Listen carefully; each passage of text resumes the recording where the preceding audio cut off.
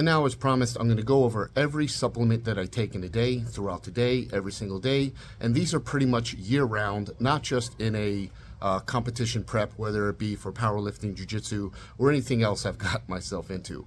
And over here, I will have a brief summary of what they're good for, why I take them, and the dosages that I personally take. Starting with my pre-workout meal supplements, that being betaine HCl with pepsin, berberine with Ceylon cinnamon, and here it is, turmeric curcumin, right?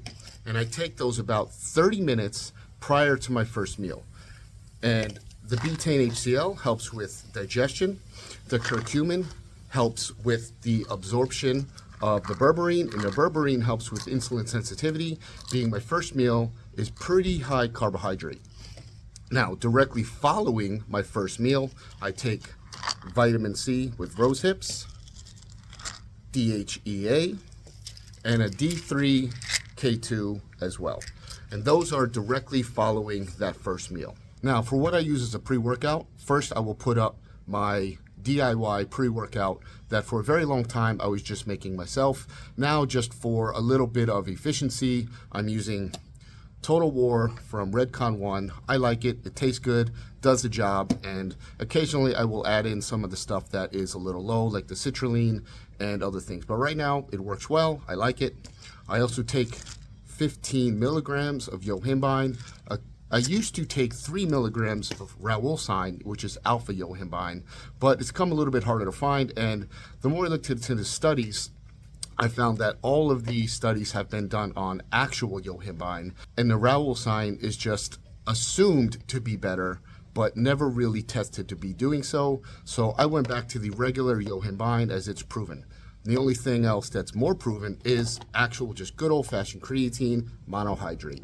Nothing special, no HCl, none of that fancy micronized style. And I generally take anywhere from 15 to 30 grams a day. If I didn't sleep well and I'm not feeling so great, I will take upwards of 30 grams. On an everyday basis, I'm taking about 15, maybe 20. And lastly, I take 5 milligrams of tadalafil, Cialis, whichever one you want to call it, and I like it for its heart health capabilities. Now, those being the energy, more or less actual pre-workout supplements, these are my supplementary pre-workout things that I also take every single day before training, and that is taurine, P5P, B vitamins, TMG, also known as betaine, and I like some mental focus.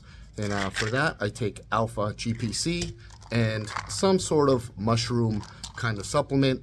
Generally, doesn't really matter. I go through different brands. I'm just looking for something with lion's mane and reishi, and I'm not even sure if it works, but I like them because if I believe they work, then they do work.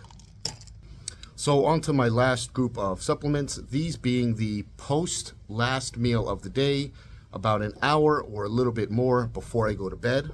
And I once again take more curcumin turmeric, especially when I'm in prep for a competition where inflammation and just abuse to my body might be a little bit higher than average. And I take magnesium. It's a complex. I will go over what's all in this because it's a complex array of different magnesiums. I take pregnenolone, and then this is selenium, zinc, iodine, L-tyrosine, and ashwagandha. Nice little mix here. If you're training hard, you're pushing yourself to the limits, you might have a bit of an immune system problem where you might be getting sick because you're pushing yourself so hard. That is highly recommended. And then these two together create Glynac, which is NAC and glycine. And that wraps up everything I take in a day. The only thing I did not show, because I do not have some currently, is DHEA, or a high quality fish oil. I generally take it in a pill form of the highest potency that I can find. Little tip is keep them in the freezer. You don't really get those rancid taste burps later on. And these are things that I've picked out over the years to help me at least improve my blood work, improve how I feel, sleep, and overall train to the best of my ability. And I believe each one of these plays a role in my progress over time. and generally just overall well-being.